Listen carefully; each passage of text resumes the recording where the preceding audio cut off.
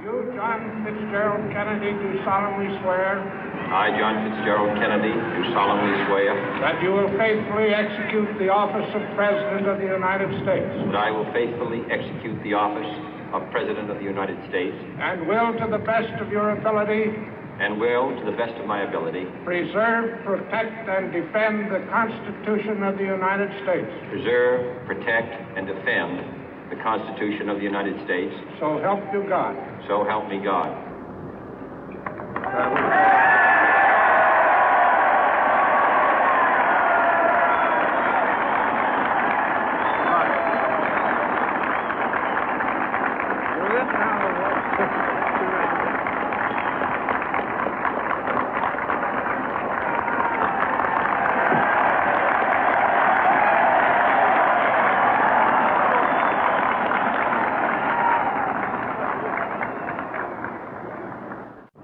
Vice President Johnson, Mr. Speaker, Mr. Chief Justice, President Eisenhower, Vice President Nixon, President Truman, Reverend clergy, fellow citizens.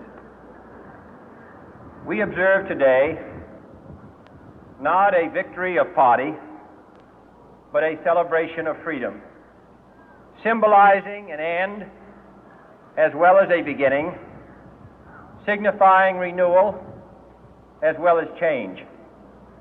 For I have sworn before you and Almighty God the same solemn oath our forebears prescribed nearly a century and 3/4 ago. The world is very different now, for man holds in his mortal hands the power to abolish all forms of human poverty and all forms of human life. And yet the same revolutionary beliefs for which our forebears fought are still at issue around the globe.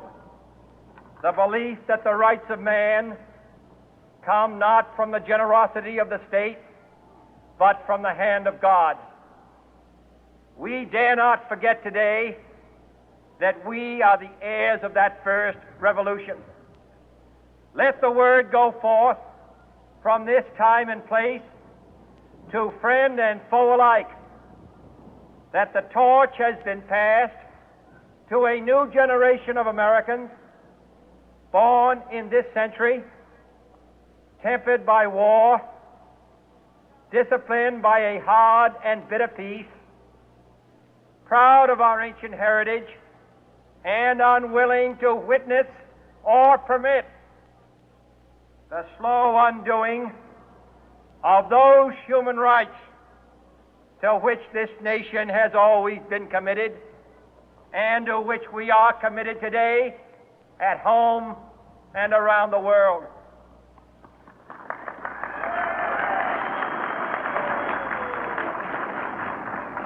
Let every nation know, whether it wishes us well or ill, that we shall pay any price, bear any burden, meet any hardship, support any friend, oppose any foe to assure the survival and the success of liberty.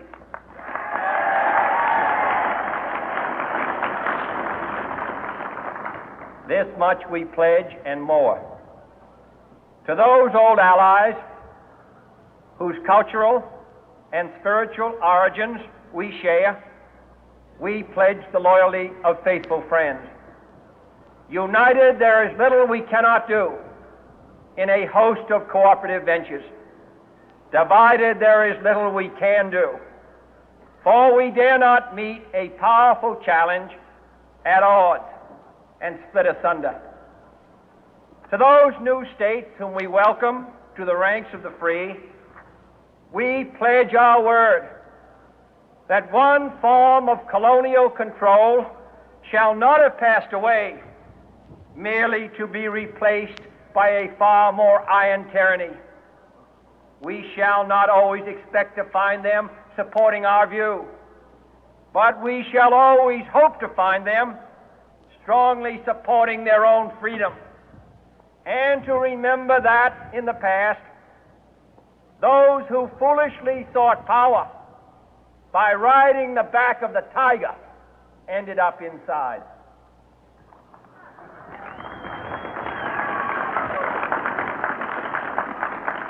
To those people in the huts and villages of half the globe struggling to break the bonds of mass misery, we pledge our best efforts to help them help themselves for whatever period is required, not because the communists may be doing it, not because we seek their votes, but because it is right. If a free society cannot help the many who are poor, it cannot save the few who are rich.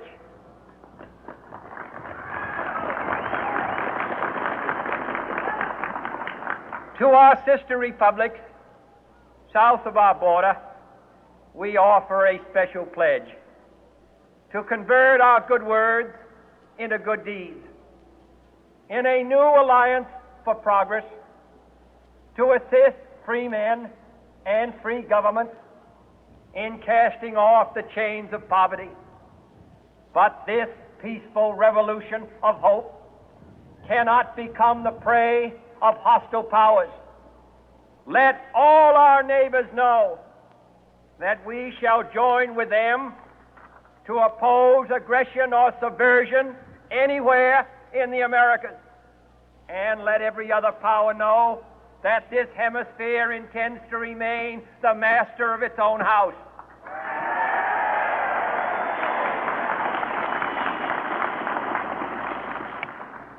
To that World Assembly of Sovereign States, the United Nations, our last best hope, in an age where the instruments of war have far outpaced the instruments of peace, we renew our pledge of support to prevent it from becoming merely a forum for invective, to strengthen its shield of the new and the weak, and to enlarge the area in which its writ may run. Finally, to those nations who would make themselves our adversary, we offer not a pledge, but a request that both sides begin anew the quest for peace. Before the dark powers of destruction, unleashed by science, engulf all humanity in planned or accidental self-destruction, we dare not tempt them with weakness, for only when our arms are sufficient beyond doubt can we be certain beyond doubt that they will never be employed. But neither can two great and powerful groups of nations take comfort from our present course, both sides overburdened by the cost of modern weapons, both rightly alarmed by the steady spread of the deadly atom, yet both racing to alter that uncertain balance of terror that stays the hand of mankind's final war.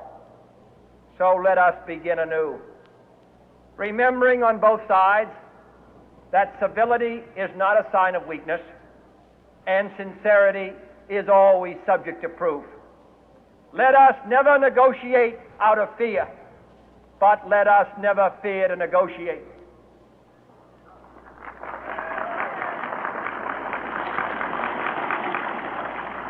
Let both sides explore what problems unite us, instead of belaboring those problems which divide us.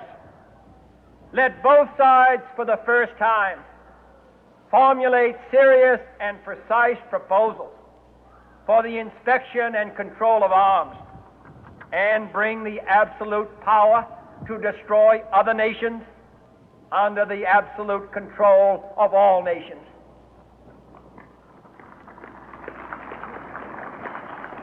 Let both sides seek to invoke the wonders of science instead of its terrors. Together, let us explore the stars, conquer the deserts, eradicate disease, tap the ocean depth, and encourage the arts and commerce. Let both sides unite to heed in all corners of the earth the command of Isaiah to undo the heavy burden and let the oppressed go free. And if a beachhead of cooperation may push back the jungle of suspicion, let both sides join in creating a new endeavor, not a new balance of power, but a new world of law, where the strong are just and the weak secure and the peace preserved. All this will not be finished in the first 100 days, nor will it be finished in the first 1,000 days, nor in the life of this administration, nor even perhaps in our lifetime on this planet. But let us begin.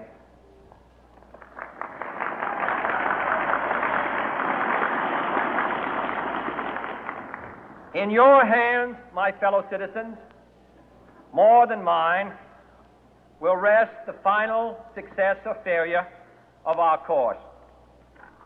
Since this country was founded, each generation of Americans has been summoned to give testimony to its national loyalty. The graves of young Americans who answered the call to service surround the globe.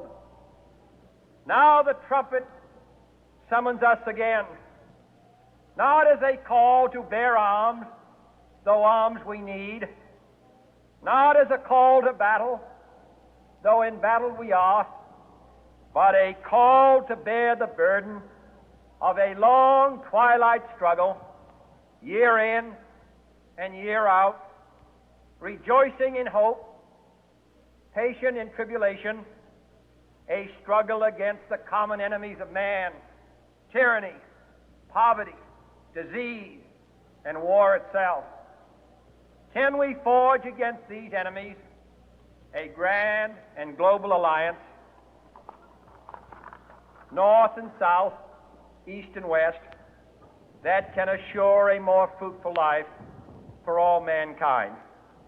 Will you join in that historic effort?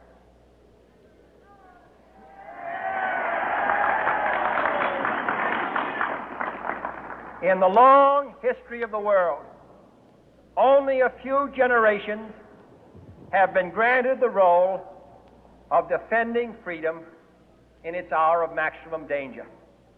I do not shrink from this responsibility. I welcome it.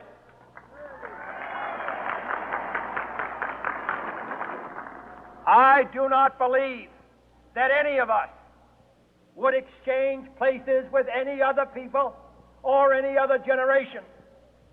The energy, the faith, the devotion which we bring to this endeavor will light our country and all who serve it. And the glow from that fire can truly light the world. And so, my fellow Americans, ask not what your country can do for you. Ask what you can do for your country.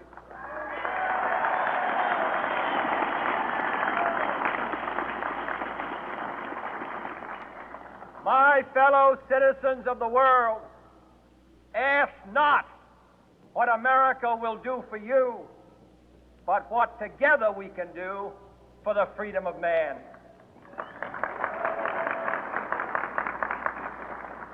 Finally, whether you are citizens of America or citizens of the world, ask of us here the same high standards of strength and sacrifice which we ask of you. With a good conscience, our only sure reward, with history the final judge of our deeds, let us go forth to lead the land we love, asking His blessing and His help, but knowing that here on earth, God's work must truly be our own.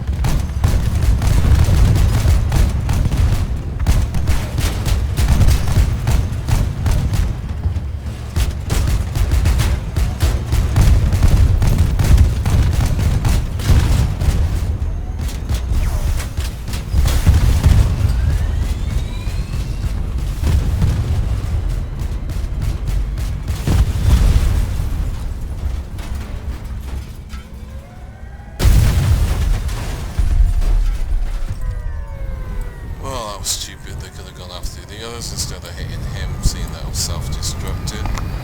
But they chose not to, so it was only one of the enemies left anyway.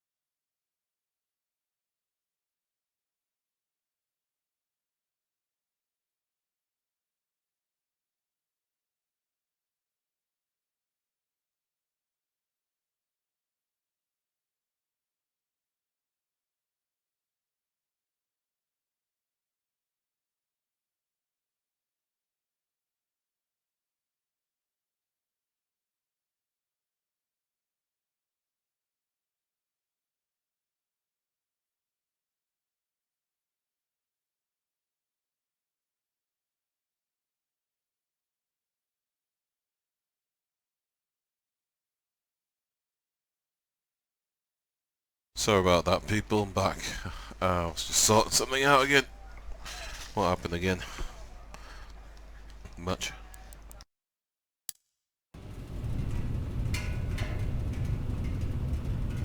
Gotta live, people. Gotta live.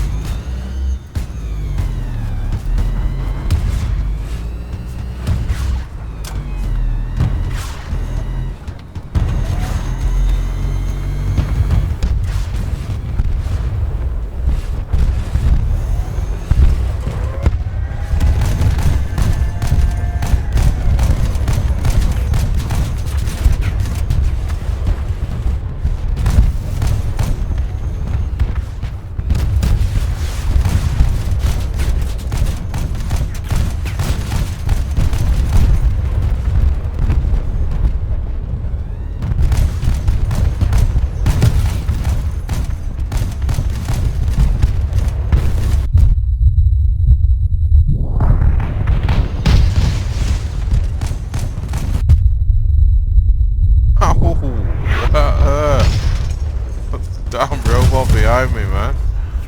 Those guns are just devastating. There's nothing I can do there. We might just lose now that their best player is dead.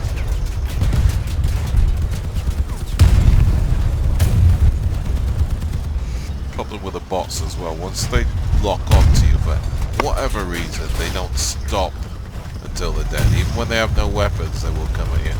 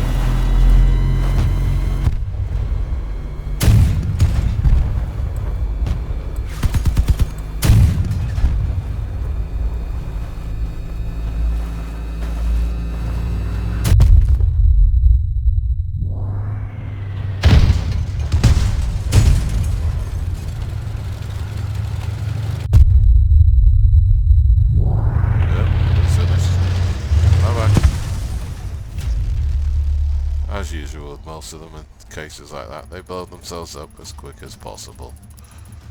It's quite a trend nowadays. You get injured, just blow yourself up.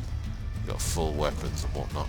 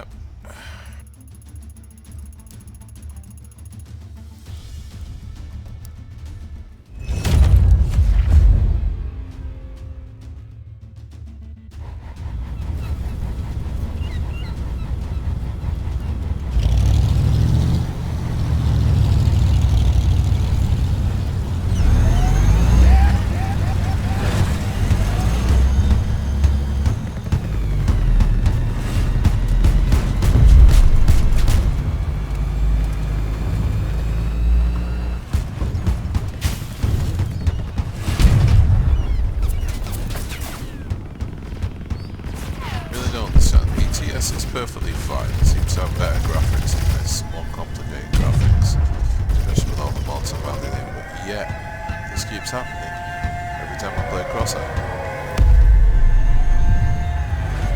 Could be because it's multiplayer though, so more internet usage.